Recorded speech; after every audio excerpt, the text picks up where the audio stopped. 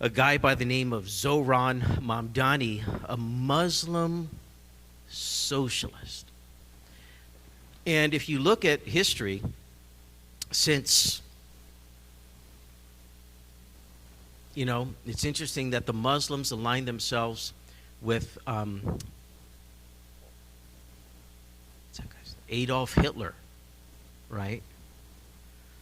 And I got a little confused because one of my sons sent me a little meme, and it was this, forgive me, but it was a very emasculine-looking young man with, he had this big nose ring, but it looked like a Hitler mustache, and he had his hair kind of combed like that.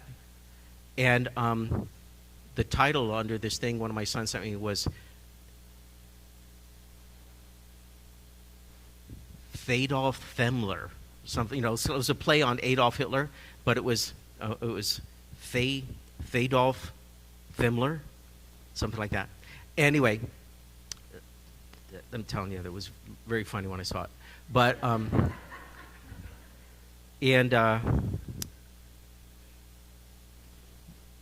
but in the 40s, the Grand Mufti of Jerusalem met with Adolf Hitler multiple times to try to bring the genocide of the anti-Jewish genocide to the Middle East. And the plan was that Adolf Hitler and the Nazis and the Germany would win, the Axis powers would win and dominate the Mideast. And these haters of the Jews, remember that the Grand Mufti of Jerusalem was the uncle of Yasser Arafat. He was an Egyptian, just like Yasser Arafat, and they were just initiating that whole lie about the Palestinian people and all that stuff, and they were conducting atrocities like October 7th against the Jewish people, the Hebron massacre in the 20s, and multiple other events did these Arabs do against the Jews in the area that was called Palestine. And remember, it was called Palestine because of the Romans, not because of any original connection to the Philistine people. The Philistine people were of Greek descent. They were from the island of Cyprus, right? And they were the sea peoples with Greek blood, Greekish, and they came to that lower coastland, kind of like what the Gaza Strip is now, of Israel, and they started trying to invade from there. But they ceased to exist as a people like around 500 BC. They just got wiped out. They just they never had a language. They never had all that stuff. But God's word says that whole land belongs to the Jewish people, and it is the nation, it is the territory of the people of Israel. It's God's land that he gave uniquely to the Jews. But when the Romans were sick and tired of the Jewish people around 132 AD, they conquered them and oppressed them and killed hundreds of thousands in that particular revolt. And they said, let's rename the land of Israel after their ancient enemies, just because we hate these people so much. And that's why they called it Palestina, which is a Latin version of Philistia. Okay, so that's where they get the name. I hope you all know that. Okay, and there never was a state, there never was a government, there never was a history of this fictitious country called Palestine. So when you talk to people about, well, don't they deserve a right to their own land? The answer is no. They do not have a land. And even if they ever did have a land, I agree that there's never been a people group more undeserving of statehood than the people that call themselves the Palestinians. Even though ethnically it can be absolutely categorically proven that they are Jordanians and Lebanese and Iraqis and Egyptians. And they agree. They say the same thing. The only ones that really see it differently are our academics in our liberal arts colleges all around America and England, right? And the European politicians and the American politicians. So, be that as it may, there's this guy named Zohran Mamdani. He gets elected to the Big Apple, the mayor of the Big Apple. I'm against it.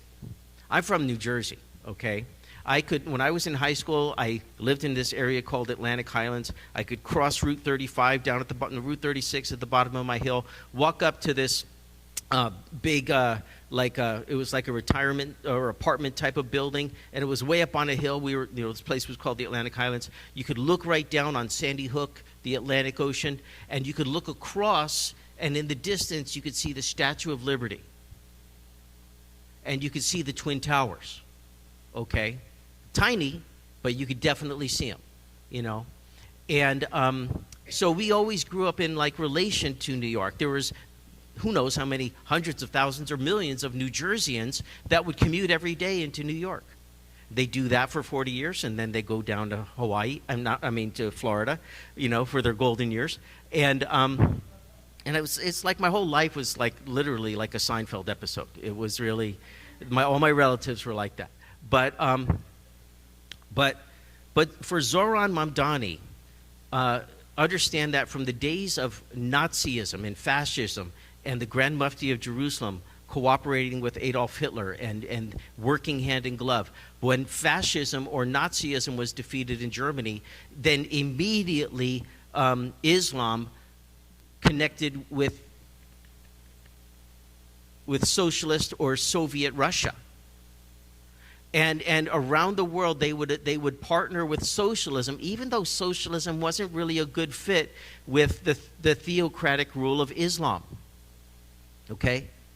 And really, there's nothing that's really a good fit with the theocratic rule of Islam. But that's who they would align with. And, we have a lot of focus nationally. New York is important. You might not want to live there. I sure don't. You might not want to even visit there. I don't. It's been years and years since I've been to New York. I think my son Daniel, who's 33, going to be 34 this Christmas, I think I took him there when he was 13. And I was like, watch your back. You watch mine. I'll watch yours. That was decades ago. We took the subway. We went to the wrong museum. We're like, and got lost, had some coffee. Anyway, but New York is important. England, merry old England, is pretty much gone. They have elected thousands of Muslim mayors, and in their government, in major seats of authority. They told the Jewish people that have lived in England for years and years, they said, you can't go to football games anymore. You just can't go to soccer games. You can't just participate the way you always have, because you incite the others, the Muslims or the anti-Semites. You just can't go. And it's a horrible idea, but it's true. Just to think about it, it's horrible.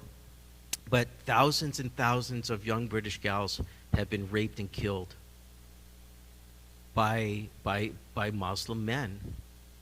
And the British or the English people, Welsh, North Ireland, Scottish, whatever, they're out of their minds, because if they make a post on Facebook, they can literally show up. The police will show up and take them to jail. But there are multiple grooming gangs of repeat rapist offenders that devastate the lives of these little ladies, and then they just get released back onto the street immediately. And I just say that because, one Afghan guy in England in the not too distant past, he attacked and raped somebody during daylight on the street, and he got off because his defense was, his lawyer said, well, in his country, and then the way things are in Afghanistan, and then him coming here, he didn't really know that was wrong, and he got off. He didn't go to jail. He was released. And I say those things because they're serious, and I want you to really feel it. Because for Zoran Mamdani to be elected at the Big Apple, it doesn't make sense. It doesn't make sense. Remember it wasn't that long ago that the Twin Towers were, attacked, and it was all about, we invaded Afghanistan and we invaded Iraq, and hundreds of thousands of Iraqis and Afghanistans, hundreds and hundreds of thousands were killed by the United States military, and nobody said, hey, you guys are guilty of genocide. But 50,000 Hamas terrorists get killed in a war with Israel for the atrocities that they do, and they say to Israel, you're guilty of genocide. Do you see the weirdness? I mean, terrorists are killed by the Israeli military in a war that the terrorists started, 50,000, and the world says you're doing a genocide. And then they level the accusation of famine and starvation. And it's just not true. And then the world buys it, they believe it, they spread it, they disseminate it like crazy, and then they do a study, and then they say, oh, we realize now that there really was no starvation, but it doesn't make the news. It's just kind of swept under the rug.